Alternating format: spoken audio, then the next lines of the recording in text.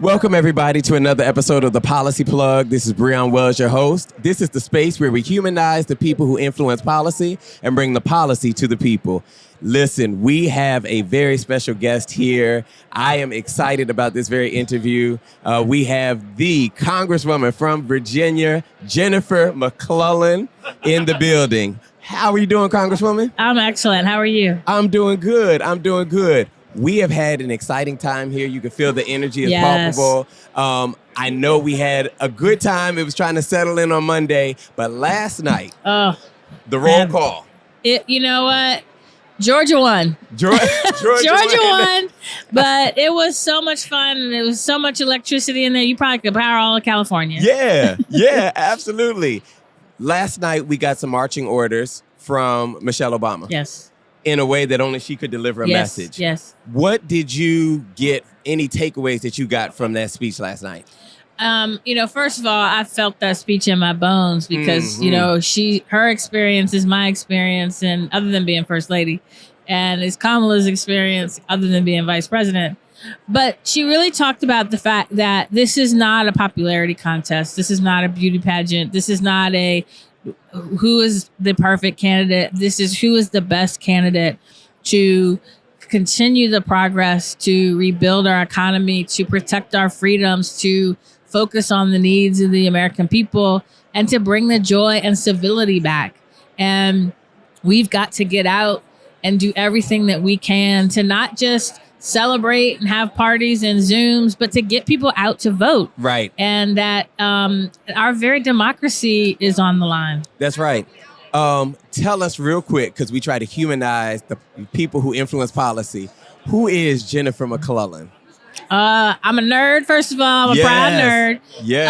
I got interested in government and politics, listening to my parents tell stories of what their life was like growing up under Jim Crow. During the Depression. They saw the best of government and the worst of government. And my own study of history helped me understand that government at its best is a force for helping people. That's right. Government at its worst is a force that oppresses some for the benefit of others. So I got involved when I went to college at 18. I've volunteered on every campaign ever since. I ran for office myself at 32. I'm showing my age now. I was in our state legislature for 18 years and then came to Congress. But that's my job. I'm a mom. Yeah. I'm a wife. I'm an active member of my community. I'm really concerned myself on how to help people and solve problems. But I have fun along the way. And my daughter, during COVID, she thinks she's going to be a YouTube star. She was pretty upset she wasn't invited to be in the influencer row. Right. But during COVID, she got my phone and she recorded this little video about how hard COVID was. But she's like, you know what? Get some joy in there. And so I take the time to, whatever the joy is, whether it's traveling with my family or, binge watching TV shows or movies or meditating, I try to get the joy in everything I do. Absolutely.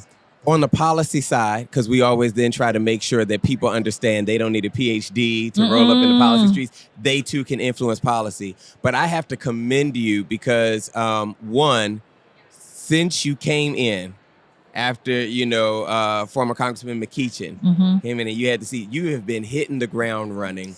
But more specifically, my listeners know I'm a huge national security expert and nerd, and we go out.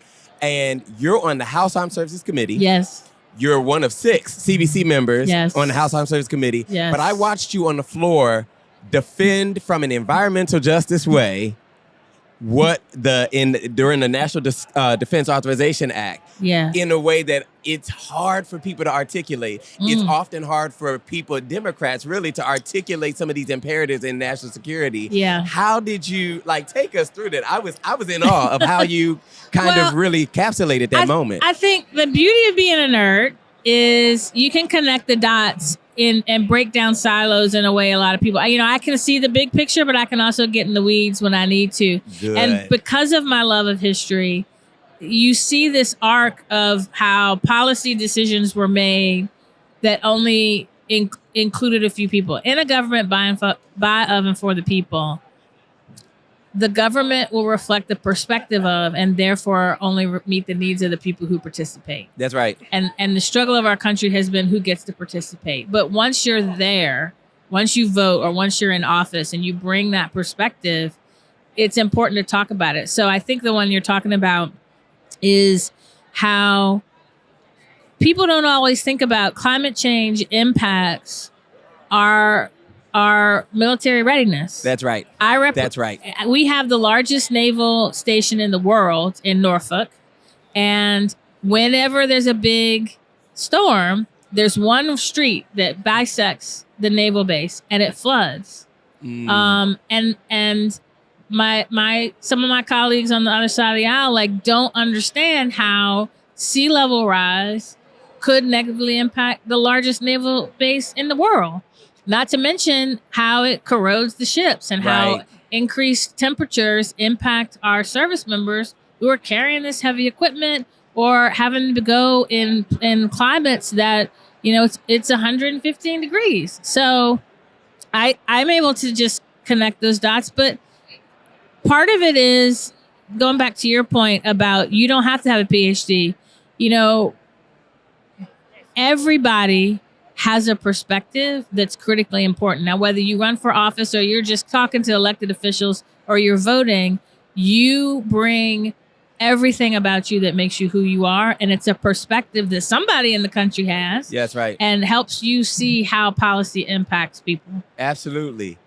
Thank you for your time. Thank you for how you show up for the people. I'm from Virginia, so we love you and the work that you're doing. Listen, y'all. This is a elected official. This is a congresswoman who is in these streets doing the work, but she's also showing you that there are tangible ways that you too can engage and influence policy, that you can make sure that you have a front row seat in crafting the better world that you want to see through policy. This has been another episode of The Policy Plug with Breon Wells. This is the space where we humanize the people who influence policy and bring the policy to the people.